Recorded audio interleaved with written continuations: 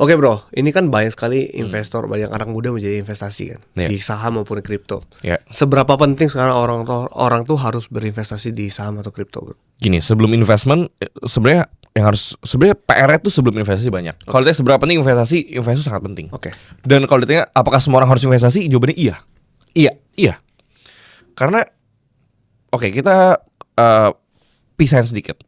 Investing sekarang, kenapa anak muda pengen investing? Karena investing terlihatnya indah dan menarik. Keren ya? Keren. Oke. Dan sosok-sosok yang muncul di investment keren. Iya. Rumahnya keren, mobilnya keren ya kan. Tapi sosok-sosok ini yang nggak boleh kalian lupa adalah dia sudah melewati belasan tahun untuk mendapatkan ini. Itu yang nggak terlihat. Itu yang nggak terlihat. Oke. Sedangkan kalian baru 2 bulan tapi pengen ada di sini, nggak realistis sebenarnya kan. Jadi kalau misalkan banyak yang masuk ke investment, menurut gue step pertama adalah be realistic dulu. Ada di stage hidup yang mana gitu. Oke. Kalau di stage hidup yang masih kayak gue 10 tahun lalu harus beli frozen food terus jualan di sekolah, lakuin itu. Oke. Dan investing itu kan sebenarnya slow but sure, it's a compounding game sebenarnya kan. Dan kalau kata Munger kan, sebenarnya rumus nomor 1 dalam investment adalah jangan sampai ngancurin compound interest game-nya. Ya. Jadi jangan do stupid decisions, jangan spending yang berlebihan, compoundingnya itu harus tetap berjalan. Ya. Nah, anak-anak muda yang masuk ke investment, ya menurut gue jangan langsung ambil yang high risk. Jadi pelan-pelan kerja dulu. Oke. Real life skillnya dinaikin dulu, earning powernya, income-nya dinaikin dulu. Terus penuhin dulu nih kebutuhan-kebutuhan penting nih, dana darurat, asuransi. Jadi jangan sampai baru duit dikit all in. Cacing naga gitu kan. Cacing naga. Gue suka bercanda kemarin, gue ke Andri, Andri Hakim sudah tidak cacing naga. Dia mulai beli mandiri dan bikin lapangan padel gitu. Udah gak cacing naga gitu kan. Sebenarnya di fase awal cacing naga tuh oke.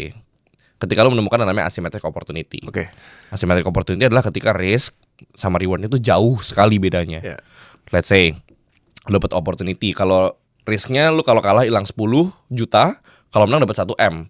Itu in any way hajar. Even win rate kecil lu harus hajar. Cuma lu harus ngitung kalau win rate kecil, kapasitas modal lu kuat nggak buat nahan lossnya, ya kan? Tapi ketika nanti saya sudah gede, you have something to lose, jangan cacing naga lagi. Karena kalau cacing naga sekarang lu udah nggak bisa balik nol nih. Lu kalau balik nol, lu compounding balik mampus kayak gitu. Jadi approach investing itu akan sangat berbeda tergantung sama levelnya dari mana. Kayak gitu. Kalau misalnya nih orang mau, ini kan kita ngomong angka ya. Lu kan udah di titik berapa? 100 miliar lu ya? Gua nggak bisa disclose itu. Gitu. Cukup lah. Cukup ya? Cukup. Dari 0 sampai 500 juta orang harus ngapain? 0 ke 500 juta orang harus pure hustling. Kerja Sebisa mungkin. Tidur gak usah banyak-banyak. Jangan. Karena gue selalu bilang tidur cukup itu privilege untuk orang yang sudah punya uang. Udah punya duit. Gue dulu pas tidak punya uang, gue tidur dikit banget. Jadi memang sekarang ya tidur nyenyak ya privilege punya uang. Pure hustling, kerja sekeras mungkin. Dari 500 ke 1 M nih. 501 M sebenarnya masih sama menurut gue. Kerja sekeras mungkin. Ya. 1 ke 10 udah harus pikirin mikir leverage apa yang kita punya.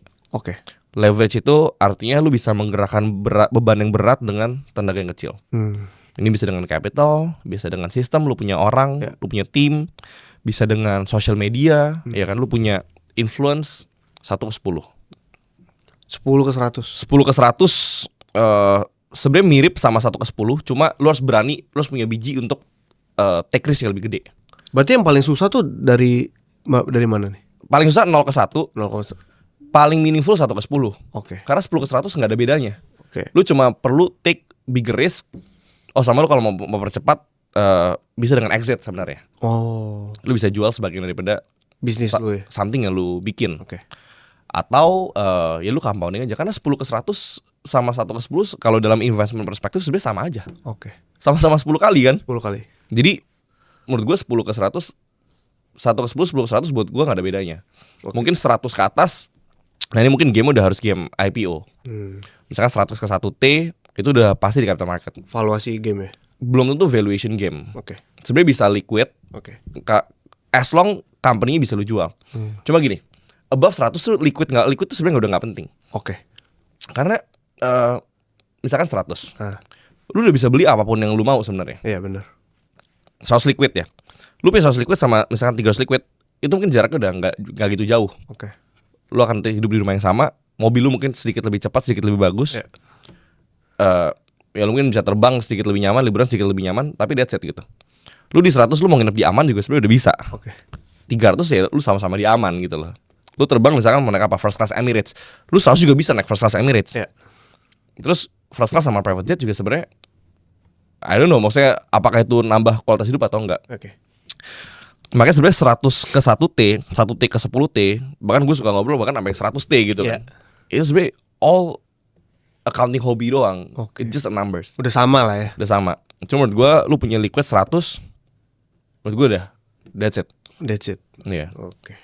Untuk manusia normal ya. Manusia normal. Lu tapi kalau spending lu misalkan kayak siapa? Dan Bilzerian ya nggak cukup bro. Iya nggak bisa. 100. Atau Andrew Tate gitu mungkin nggak cukup gitu ya. Oke. Cuma kalau lu manusia normal, lu mau hidup yang nyaman, lu mau hidup di rumah yang bagus, naik mobil yang bagus, liburan yang bagus, 100 M liquid udah sangat cukup. Udah cukup banget. Sangat cukup.